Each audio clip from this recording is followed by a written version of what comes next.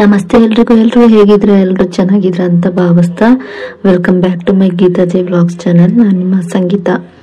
ಇವತ್ತಿನ ವಿಡಿಯೋದಲ್ಲಿ ವಾರಾಹಿ ತಾಯಿಯ ಈ ಒಂದು ಮಂತ್ರದಿಂದ ನಮ್ಮ ಜೀವನದಲ್ಲಿ ಇರುವಂತ ಹಣಕಾಸಿನ ತೊಂದರೆಗಳಿರ್ಬಹುದು ಅಥವಾ ಆರ್ಥಿಕ ಸಂಕಷ್ಟಗಳೇ ಇರಬಹುದು, ಎಲ್ಲವೂ ಕೂಡ ದೂರ ಆಗುತ್ತೆ ಅಂತಾನೆ ಹೇಳ್ಬಹುದು. ಇನ್ನು ಈ ಒಂದು ಮಂತ್ರವನ್ನ ಪಠಿಸೋದ್ರಿಂದ ನಮ್ಮ ಜೀವನದಲ್ಲಿ ಬರುವಂತ ಯಾವುದೇ ರೀತಿಯ ಮಾಟ ಮಂತ್ರ ಸಮಸ್ಯೆಗಳಾಗಿರ್ಬಹುದು ಅಥವಾ ವಿದ್ಯಾಭ್ಯಾಸ, ಮಕ್ಕಳ ವಿದ್ಯಾಭ್ಯಾಸ ಆಗಿರ್ಬಹುದು, ಸಂತಾನ ಭಾಗ್ಯ ಆಗಿರ್ಬಹುದು ಅಥವಾ ಕಂಕಣ ಭಾಗ್ಯ ಆಗಿರ್ಬಹುದು, ಎಲ್ಲವೂ ಕೂಡ ಒಳಗೆ ಬರುತ್ತೆ ಅಂತಾನೆ ಹೇಳ್ಬಹುದು. ಈ ಒಂದು ಮಂತ್ರವನ್ನ ಯಾವ ಸಮಯದಲ್ಲಿ ಎಷ್ಟು ಬಾರಿ ಪಠಿಸಬೇಕು, ಹಾಗೆ ಈ ಒಂದು ಮಂತ್ರಕ್ಕೆ ಇರುವಂತಹ ನಿಯಮ ಏನು ಅನ್ನೋದನ್ನ ಸಂಪೂರ್ಣವಾಗಿ ಎಲ್ಲವನ್ನು ಕೂಡ ಈ ಒಂದು ವಿಡಿಯೋದಲ್ಲಿ ನಾನು ನಿಮ್ಗೆ ತಿಳಿಸ್ಕೊಡ್ತಾ ಇದ್ದೀನಿ. ವಿಡಿಯೋವನ್ನ ಎಲ್ಲೂ ಕೂಡ ಸ್ಕಿಪ್ ಮಾಡದೆ ನೋಡೋದ್ರಿಂದ ಇದ್ರ ಬಗ್ಗೆ ಸಂಪೂರ್ಣವಾದ ಮಾಹಿತಿಯನ್ನ ನೀವು ಪಡ್ಕೋಬಹುದಾಗಿರುತ್ತೆ. ಇನ್ನು ವಾರಾಹಿ ತಾಯಿಯ ಮಂತ್ರಗಳಂದ್ರೇನೆ ವಿಶೇಷವಾಗಿರುತ್ತೆ. ಅಂತದ್ರಲ್ಲೂ ವಾರಾಹಿ ತಾಯಿಯ ದೇವಸ್ಥಾನ ಎಲ್ಲಾದ್ರೂ ನಿಮ್ಮ ಊರಿನ ಅಕ್ಕಪಕ್ಕದಲ್ಲಿ ಇದ್ರೆ ಅಲ್ಲಿಗೆ ಹೋಗಿ ಬನ್ನಿ ಅಂತಾನೆ ಹೇಳ್ತೀನಿ. ವಾರಾಹಿ ತಾಯಿಯ ದರ್ಶನವನ್ನ ಮಾಡ್ಕೊಂಡು ಬನ್ನಿ. ಹಾಗೆ ವಾರಾಹಿ ತಾಯಿಯ ದೇವಸ್ಥಾನಕ್ಕೆ ಹೋದಾಗ ನಿಮ್ಮ ಹೆಸರಲ್ಲಿ ಅರ್ಚನೆ ಕೂಡ ಮಾಡಿಸ್ಕೊಳ್ಳಿ, ತುಂಬಾನೇ ಒಳ್ಳೇದು ಅಂತಾನೆ ಹೇಳ್ತೀನಿ.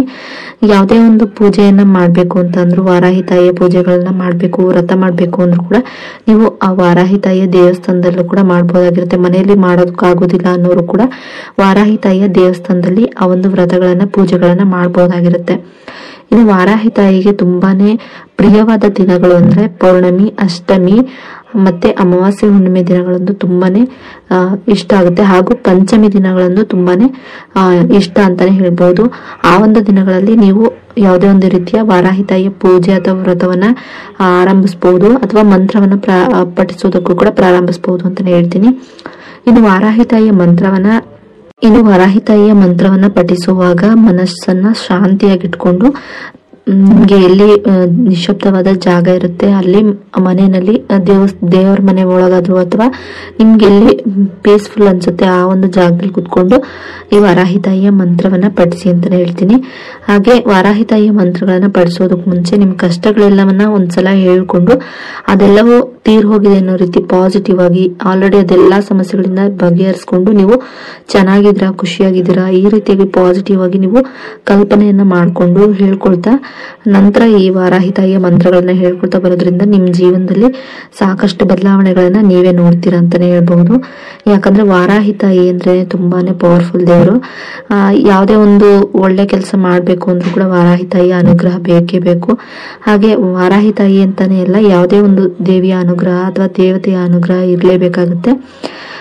ಯಾರಿಗೆ ನೀವು ಕೆಟ್ಟದನ್ನ ಬಯಸ್ತೆ ಒಳ್ಳೇದನ್ನ ಮಾಡ್ಕೊಂತಾ ಹೋದ್ರೆ ಕೂಡ ನಿಮ್ಗೆ ತಾಯಿ ಅನುಗ್ರಹವನ್ನ ಮಾಡ್ತಾರೆ. ಇಲ್ಲ ಅವ್ರು ಹಾಳಾಗೋಗ್ಲಿ ಹಾಗೆ ಹೀಗೆ ಅನ್ನೋ ರೀತಿನಲ್ಲಿ ನೀವು ಮಾಡ್ತಾ ನಿಮ್ಗೆ ನಿಮ್ಮ ಸ್ವಾರ್ಥಕ್ಕೆ ನೀವು ಈ ಒಂದು ಮಂತ್ರಗಳನ್ನ ಹೇಳ್ಕೊಳ್ತಾ ಬಂದ್ರೆ ಅದು ನಿಮ್ಗೆ ಫಲಿಸೋದಿಲ್ಲ. ಅದ್ರ ಬದಲು ನಿಮ್ಗೆ ನೆಗೆಟಿವ್ ಆಗಿ ಒಂದು ಸಮಸ್ಯೆಗಳು ಎದುರಾಗುತ್ತೆ ಅಂತಾನೆ ಹೇಳ್ಬಹುದು.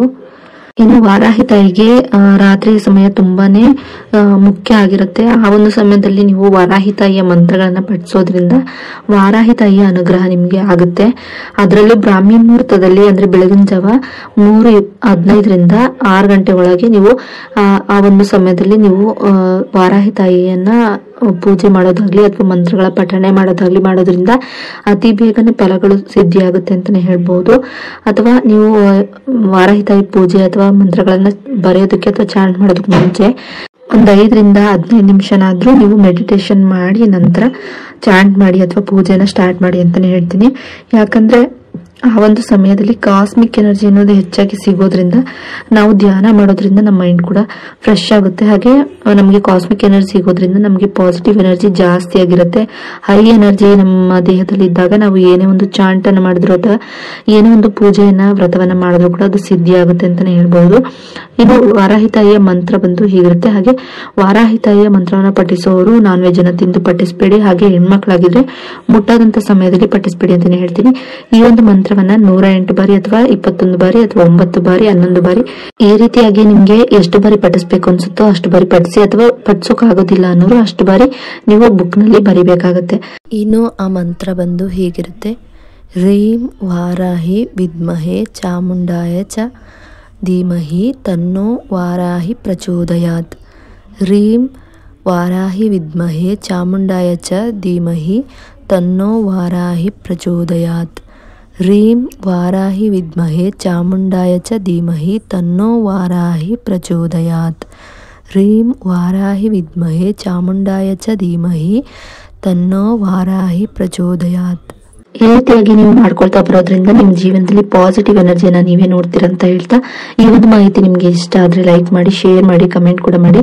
ಇನ್ನಷ್ಟು ಅಂತ ಮಾಹಿತಿಗಳಿಗಾಗಿ ನನ್ನ ಗೀತಾಜಿ ವ್ಲಾಗ್ಸ್ ಚಾನಲ್ ಸಬ್ಸ್ಕ್ರೈಬ್ ಮಾಡ್ಕೊಂಡು ವಿಡಿಯೋ ನೋಡಿ. ಸಬ್ಸ್ಕ್ರೈಬ್ ಪಕ್ಕ ಬೆಲ್ ಐಕನ್ ಬಟನ್ ಇರುತ್ತೆ, ಅಲ್ಲಿ ಆಲ್ ಆಪ್ಷನ್ ಮೇಲೆ ಕ್ಲಿಕ್ ಮಾಡಿದ್ರೆ ಯಾವುದೇ ರೀತಿ ವಿಡಿಯೋ ಮಾಡಿ ಅಪ್ಲೋಡ್ ಮಾಡಿದ್ರು ಕೂಡ ನಿಮಗೆ ನೋಟಿಫಿಕೇಶನ್ ಮೂಲಕ ಮೊದಲು ಬಂದು ತಲುಪುತ್ತೆ. ಆಗ ನನ್ನ ವಿಡಿಯೋನ ಅಥವಾ ನಾನು ಕೊಡುವಂತ ಇನ್ಫಾರ್ಮೇಶನ್ ನೀವು ಮಿಸ್ ಮಾಡದೆ ನೋಡಬಹುದಾಗಿರುತ್ತೆ. ವಿಡಿಯೋ ಇಷ್ಟ ಆದ್ರೆ ಒಂದು ಲೈಕ್ ಕೊಡೋದನ್ನ ಮರಿಬೇಡಿ. ಹಾಗೆ ವ್ಲಾಗ್ಸ್ಗೂ ಕೂಡ ಸಪೋರ್ಟ್ ಮಾಡಿ ಅಂತ ಹೇಳ್ತಾ, ವಿಡಿಯೋ ಇಷ್ಟ ಆದ್ರೆ ಒಂದು ಲೈಕ್ ಅನ್ನ ಕೊಡಿ ಅಂತ ಹೇಳ್ತಾ, ವಿಡಿಯೋ ನೋಡೋದಕ್ಕಾಗಿ ಥ್ಯಾಂಕ್ ಯು ಫಾರ್ ವಾಚಿಂಗ್.